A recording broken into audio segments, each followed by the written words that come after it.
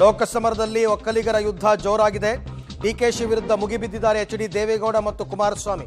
DK Shivakumar ವಿರುದ್ಧ kidnap ಆರೋಪವನ್ನ ಮಾಡಿದ್ರು ದೇವೇಗೌಡರು. ಒಂದು ಮಗುವನ್ನ ಕಿಡ್ನಾಪ್ ಮಾಡಿದ್ರು ಅಂತಂದ್ಬಿಟ್ಟು ಅದಕ್ಕೆ ತಪ್ಪು ಮಾಡಿದ್ರೆ ಶಿಕ್ಷೆ ಅನುಭವಿಸ್ತೀನಿ ಅಂತ ಡಿಕೆ ಕೌಂಟರ್ ಕೊಟ್ಟಿದ್ರು. ಯಾರ ಬಳಿ ಯಾವ ದಾಖಲೆ ಇದೆ, ಯಾರು ರಿಲೀಸ್ ಮಾಡ್ತಾರೆ, ಇದ್ರೆ ಬಿಡುಗಡೆ ಮಾಡಕ್ಕೆ ಹೇಳಿ ಅಂತ ಡಿಕೆ ಶಿವಕುಮಾರ್ ಕೂಡ ಹೇಳಿದ್ದಾರೆ.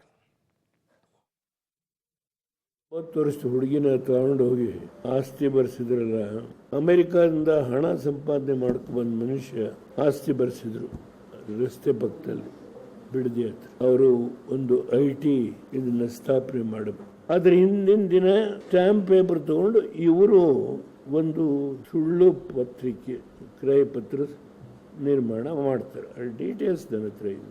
ಅದ್ರ ಮೇಲೆ ಹೈಕೋರ್ಟ್ಗೆ ಹೋದ್ರು. ಹೈಕೋರ್ಟಲ್ಲಿ ಮುಖಭಂಗ ಆಯಿತು. ಸುಪ್ರೀಂ ಕೋರ್ಟ್ಗೆ ಹೋದ್ರು. ಅಲ್ಲೂ ಮುಖಭಂಗ ಆಯಿತು.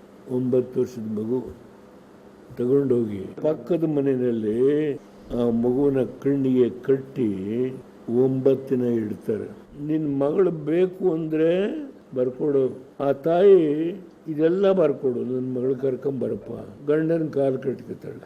ಆ ಮಗುನ ದೂರ ಕೂರಿಸ್ತಾರೆ. ಕಣ್ಣಿಗೆ ಕಟ್ಟರು ಇದನ್ನ ಬಿತ್ತಾರೆ. ಅದು ಅಪ್ಪ ಅಂತ ಕೂಡ್ಕೊಳುತ್ತೆ. ಮತ್ತೆ ಒಳಗೆ ತೊಗೊಂಡು ರೂಮಿಗೆ ನನ್ನ ಮುಂದೆ ದಾಖಲೆ ಫಸ್ಟ್ ಟೈಮ್ ಇದು ಹೇಳಿರೋದು ನಾನು. ಇದು 96-97 ನಡೆದಂಥ ಘಟನೆ.